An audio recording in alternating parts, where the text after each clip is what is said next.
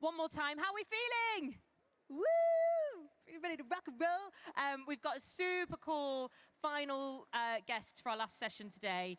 Freyja has worked with some amazing, amazing artists, including Pearl Jam, Take That, the Deftones, and Muramasa, most recently working with Yungblud. But not only that, Freyja's worked with several large-scale productions, including TED, MTV, EMAs, and the Brit Awards.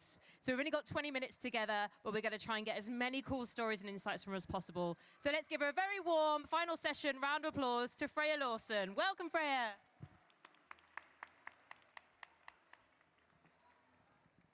Welcome. Hello. How are you feeling? Very nervous. You'll be fine. They're very nice. And the lights are bright, so we can't see them too well. So yeah, we've only got 20 minutes. I want to get to the good juice, but do you want to give us just a very quick introduction of who you are and I guess how you got into this world, please? Sure. I have been working as an audio technician and engineer for, I want to say, about 10 years now. I started off coming out of university, went straight into an audio hire company and went freelance a few years later. And I've been doing that ever since. So. Yeah, you went freelance in 2016, didn't you? I did, yes. So how many years before that were you working not freelance? I think 4. And which company did you say, sorry? I started at Britannia Row. Cool.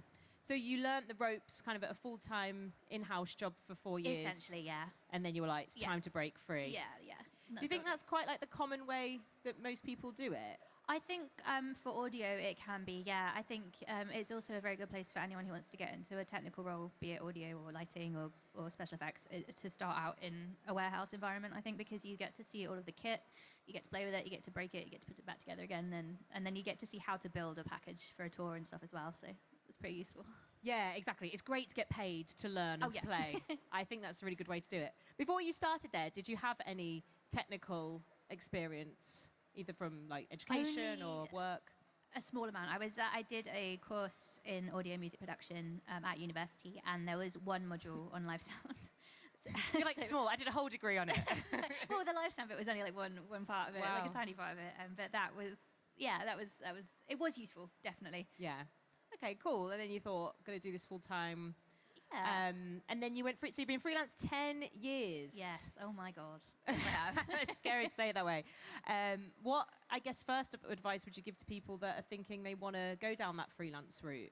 I would say definitely do it. It is terrifying in the beginning. It's very daunting, but it's very rewarding. Also, if it's for you, because it's not for everybody. Some people don't want to tour. Some people don't want to be doing a different gig every day, and that's absolutely fine. Some people want to be involved in the industry in a completely different capacity, and that's also absolutely fine. I decided to do it. It kind of fitted in with how I wanted to progress my career. But it's much for much as you get out of it, what you put into it. But you do have to put a lot into it in the first place. But it's great. It's fun. It's hard graft. I think that's true of all of the production, routes you could go down. So it's probably not unusual with that, but it's just like, the long hours. You never know where you're going to be working. Could be a nice venue like this. Tax returns. Yeah, exactly. Well, when did you first realize that you were interested in sound? Like, have you always been? Yeah, I think so. Someone was asking me about this recently, and I blamed my dad for it because it's usually their fault. Yeah, definitely. He's an electrician by trade and was always a bit obsessed with sound systems and music. So I grew up with speakers being built around me quite a lot and loud music playing from every room in the house. But yeah, I kind of took that, and then I remember being about 10 years old, and I mean, this is a really long time ago, obviously, but a cereal company put a disc of a software in the cereal packet, and I remember getting that, and it was an electronic dance thing where you just put clips together, and I was like, this is so cool. I didn't know you could do that. So yeah, I was quite hooked. That's so cool. Who remembers CDs? I mean, come on, this is how old I am, but yeah, that's so cool, because maybe quick hands up, who here is already working in the audio space? Okay, about half. Are the other half of you thinking you might want to? Could you hands up if that's right? You think you might want to? Yeah. Because I think there's some roles. Maybe this is a sweeping statement, but I led the panel on rigging earlier. And I feel like you're not for thinking about rigging, are you? No. But you can be for you're hearing the loud music 'cause your parents are playing it, and then you can like kind of tie it back to I've always been interested in audio.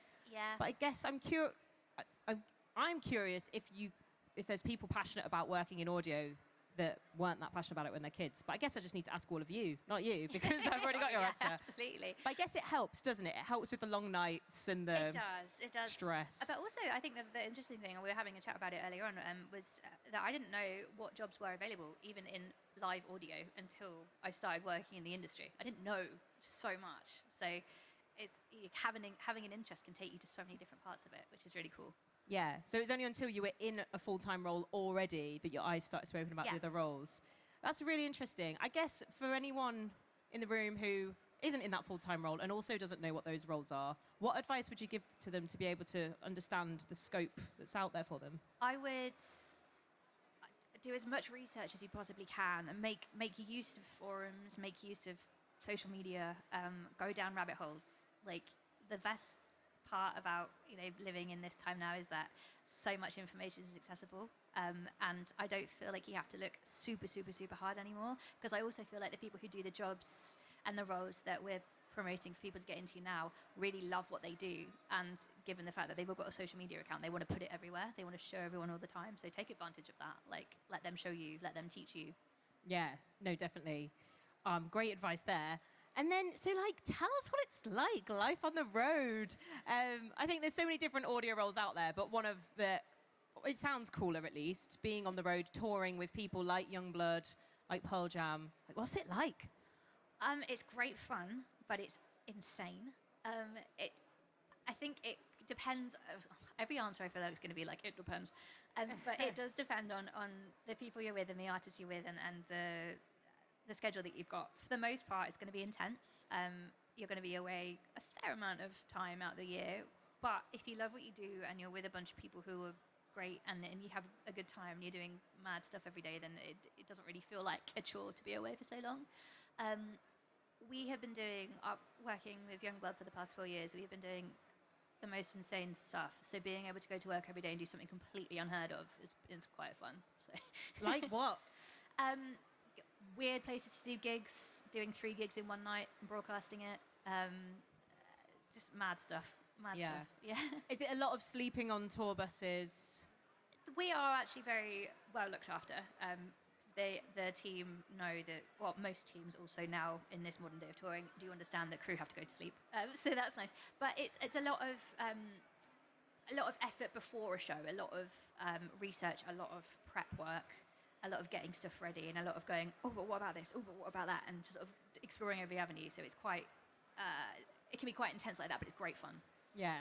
What are the realities of like because I'm sure it is fun. We all would love to do it in the room, but what are some things that you didn't really think about until you were on the road that you wish you'd known about? I think that even if you've got the best team in the world and you're doing the most exciting shows every day, you do tend to do the same job every day. And I think for some people that can become quite boring. You're going to have a different challenge every day because you're going to be in a different place. But overcoming what can be perceived as something monotonous, which sounds really awful, and I don't mean for it to sound awful, because it's nice to have a routine, but it's what you take out of it. So that's me saying it's nice to have a routine, because you do have a routine every day, and you kind of get used to go, I've got to do this first, and I have to do this, and I have to do that, and then my day's done, and it's quite nice. And then I think making sure you make time for yourself is also a really important thing that I think I didn't. When I first started touring, I was like, I've got to do everything all the time. And sometimes it's like, it's all right if I don't go out and explore this city today. I can go to bed in a hotel, it's fine. It doesn't matter. Yeah. Yeah. I think the novelty wears off quite quickly when you have to travel a lot for work. Like, I love traveling, I love seeing new places, but sometimes just go to bed. Yeah, honestly, it's have a little self-care day. We all do it now, it's great. So we'll get some face packs in, Yeah. There might be a Lush down the road, go buy a bath bomb. Like, that was me last night, had the eye patches on. I was like, I could go for a walk around Hampstead. No. So you've worked, like I've listed the artists so many times, but they are big names. You must have like tens, if not hundreds of thousands of people in the audience sometimes. What's it like being responsible for the sound for gigs that big? It can be nerve-wracking. For the most part, though, I think when you're working with artists on that level, you've got such a big supportive team around you that it feels like another gig, which again sounds really bad, but I always kind of find that you should treat every gig like any gig. So I think a lot of you might hear this term a lot in the industry is when they do the big London show, and it's all really important because all the people come and like all the press come, and it's like it's just a show. It is. You want to give the same effort to a stadium sellout show that you give to a little dive bar show. Like it doesn't matter where it is or how many people you're playing to. It's just a show. So, yeah. I think that's such an important way to look at it. Like, why would you put extra effort in for the big London show than anything else? Because everybody deserves. You still want to have a great show at the end of the day, and it's going to take something different to get there for sure. But you still want to give the same energy, and it's not. Yeah. Yeah. And like, what's it like working for these huge artists? Do you get to know them? Yeah, I think some of them I've only done like a little stint with. Some of them I've done years and years with, and for the most part, it's going to sound really awful. The people who've got like the big names are normally the nicest ones. Like, and especially if you start off with them, like I've done with Yungblud. I've been with him for 4 years, and you start off when you're doing smaller gigs and you progress, and everyone sounds really corny and cliche. You become a family, but you do, and you learn each other's strengths, and you learn how to get the best out of each other. And it's nice when it comes from the top down. So yeah, definitely. I think like it is corny, and I think in a lot of there's awful like toxic workplaces where it's like we're like a family here, but genuinely you're like not sleeping with them, sharing hotels, sharing tour buses. Yeah, like you probably spend more time with them than your actual family when you were younger. Like it's intense, so it does have to be like that. I don't want you to say anything juicy. I don't want a scandal, but do you have any like cool rock and roll stories that we can all enjoy? And if you can share a scandal, then obviously do. I don't know if it might be a bit niche, or kind of lame actually. A lot of people are like, oh, do you get starstruck by people? And I'm like, no, not really, but it's always the people you don't expect. So I remember doing my first freelance gig I did was David Gilmour in Pompeii, and I was like, I can't top that, that's ridiculous. And then did a gig with him at the Royal Albert Hall, and I remember going backstage before we loaded out, and David Gilmour was sat there on a case, but he was talking to Supervet, and I was like, Supervet? I was like, you fix hamsters with Meccano, this is incredible. I was so starstruck, and it's silly things like that get you. Like, bye David Gilmour, Supervet's here. So funny. It's so silly. It is true though. Yeah. I don't have much experience meeting super famous people, but they're like, you sometimes the less famous people, but they mean more to you. You're like, oh my god. Yeah, we had like some mad guests come at our last American tour. Steve-O came out for a gig, and I nearly lost my mind. I was like, I couldn't do my job. Oh my god, it's so funny. Okay, cool. I might try and get some juicy stories from me off stage, but I guess back to the touring and helping the people that want to get there.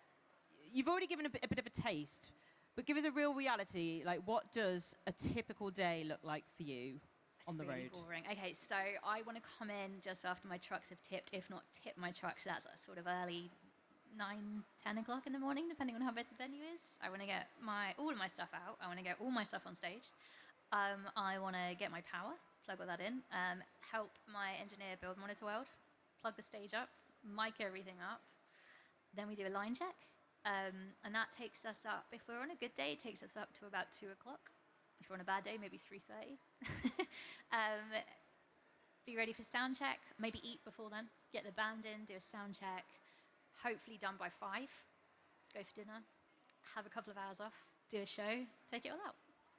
Nice. Glamorous. What time do you normally finish? I know it depends. Normally, show will come down around 10:30, 11. So I want to be out there by like midnight, 12:30. Okay. That's yeah. Yeah. So long days, and then repeat. Yeah. Not for the faint of heart, but obviously this is just like one avenue. Like there's so many different jobs, like you mentioned earlier, in audio. But I think you've got to do this for a little bit if you're going to be in the audio space. So I asked those 2 questions already earlier. Let me move on down. From a technical perspective then, what are some of the key things that you're listening for or adjusting during a live performance to make sure everything sounds right? I think if I'm mixing, which is quite rare these days, although occasionally I do step in, I want to listen to everyone who I'm mixing for, and I want to primarily be listening to my main artist. We do a lot of shows in different locations, in different sized venues, and sometimes we're not using our kit, sometimes it's kind of on the fly. and different spaces and different speakers react differently to different microphones and different people. So you want to keep an eye on that.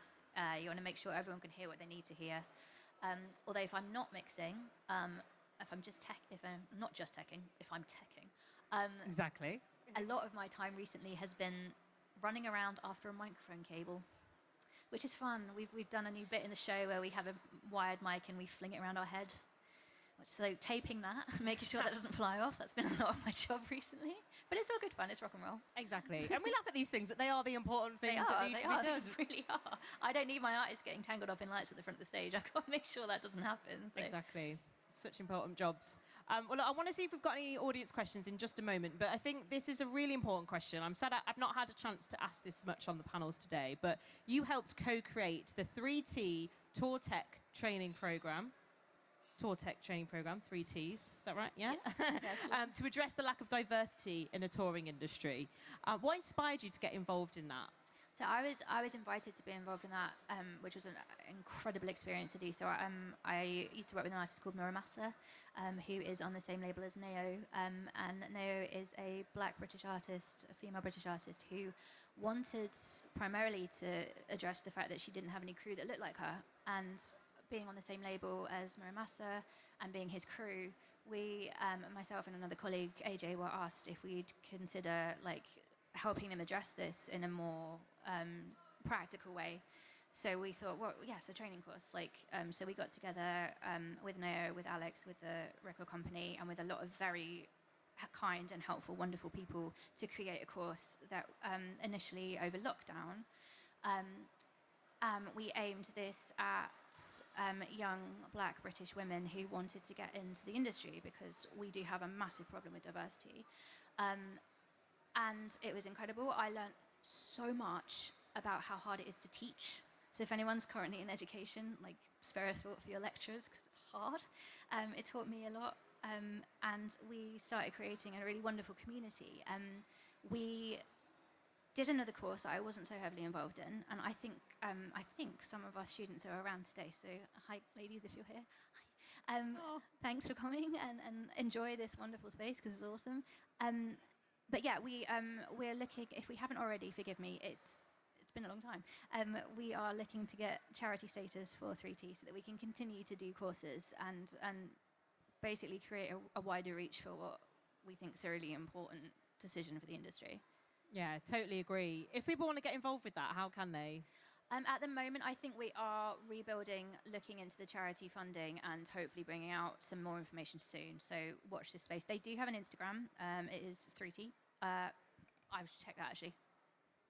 Google, search 3T on Instagram and you will find them. But yeah, it's essentially for us just basically creating a community where we can inspire diversity with the entire industry. Yeah, 3T Tour Tech training program, if anyone's interested. And have you chatted to the NOWI team, Network of Women in Events? Not for a long time, no. Oh, you should. You should partner up. She's just up there. Big fan. Okay, fab. Last question then before I turn it to the audience. So for anyone who might be interested in a career in live sound but isn't sure where to start, what advice would you give to them? Or what first practical steps? I would say have a look at if there are any hire companies in your area. Now is a good time because summer's rapidly approaching, even though it's only March, and this will be a good time to get newer people in. See if there are any places who offer free training on consoles, on equipment, on anything. If you can get yourself in a position where you're in a hire company or a warehouse over a busy period, that's great. I think different places offer, some places offer apprenticeship schemes, some people just offer training, some people just want to take you on for seasonal work, and that's all incredible. And yeah, do that. Just be as helpful and proactive as you can once you get those opportunities as well, I think is what I've been saying all day. Yeah. People can't wait till 4 and I stopped saying that. Freyja, thank you so much. Let's give you a quick round of applause for such great insight in 20 minutes. Thank you. Do we have any audience questions? Yeah? Oh, 2? Yeah. We've got time for both, so. Hiya. So when you're touring with a big control package, how do you deal with, I guess, any like stress on equipment costs, or like account managers put you in charge of like this system that you've got to deploy? Does that ever like give you any nerves or anything? Is that? It can do, yeah. If I'm the client, I don't worry about that. But if I'm working for the client, then yes, you want to make sure. Well, anyway, to be fair, I'd say I'm a tech, so it is my job to make sure the equipment works. I have to look after it. It needs to survive on the road. We're going all over the world with it. So it can put stress on, especially if you're going to territories where stuff isn't as widely available. Like, for example, we just did a tour in Australia, going over to Perth.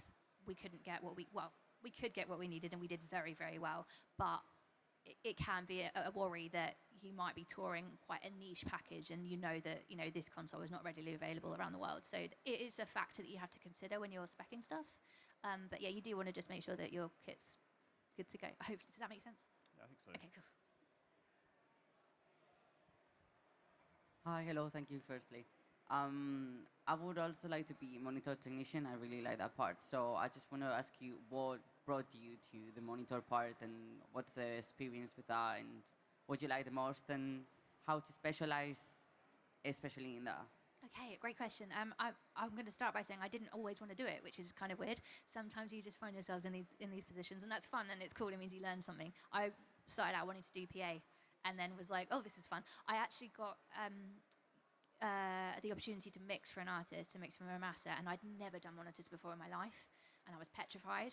But it made you learn very, very quickly what you do and don't like, how to create a workflow, and to be part of a team that wanted you to start somewhere, which is great. And then I think after that, I kind of naturally progressed to looking at a technical side of it. I was then offered the opportunity to go out on Yungblud, and it was someone else was going to mix it, but I was going to create the package. I was going to make sure everything fitted, and it is quite, I think, as a technician role is something, if you do start off in a hire company or a warehouse, it might be something that you then become more accustomed to, because they want someone to go out and look after the kit and the engineer at the same time, so it's a really important role. One thing I would say with it is that you have to have quite a broad knowledge. Not that that is a bad thing, but it will mean that you're tapping into RF stuff, you're tapping into networking, you're tapping into everything bar touching buttons. But you then also should know how to mix at the same time, so you can help with problem solving. Yeah, I would say it's quite an odd thing to start as an engineer and then go back to a tech role. But again, it's not really a regression. It's just a bigger thing to do. So get out and get as much information or training as you can on consoles, on RF kit, on different types of mics, on literally everything that's on a stage, and you'll be good to go. In the future, it's something that it's going to keep being done. Like in the future, that sometimes they're saying that monitors, like the music, they do it by themselves, and they don't need, or they do it in the front of house both. Or do you think that? I think I've seen it with artists who are progressing. They might start off with having monitors done from front of house. It might be that they have, they've started that way. They're comfortable that way. I've also seen artists who want to mix themselves, and that's a thing that they can do if they're comfortable and they want to keep going that way. I've sort of found that the bigger the shows and the bigger the production, the more people there are involved. So then you're going to 9 times out of 10 have an engineer, a monitor engineer, and probably a technician as well. It depends. I hate that, but it does. It's budget as well. A lot of it's to do with budget. So people on a lower budget might again be mixing themselves, or the front of house guy might do it. But then you've got the bands who are trying to make it out of the garage and into the arenas. One person could be doing everything: driving, TMing, PMing, front of house monitors all at the same time. So having a broad skill selection is really important, especially to be a technician. Thank you so much. Yeah, thank you so much. Freyja, that was brilliant. If anybody wants to ask any questions, we've got a few more minutes to come and find Freyja at the side of the stage. And of course, connect with us both on LinkedIn. We'd love to chat. But one more round of applause, Freyja. That was great. Thank you. Thank you so much. Just a couple of final quick words from me then. Thank you so much, everyone. Just to remind you, please do download the Production Futures community app if you haven't already. It's the best place to go to keep building your network. And we do have another event in Manchester. I mean, boo, because we're in London. But if anybody fancies going up, it's definitely going to be worth the trip to keep networking, keep learning. I believe it's on 20th of April. So we'd love to see you then. But thank you so much, everyone, for your time today. Go enjoy the last 7 minutes, and we'll see you next time.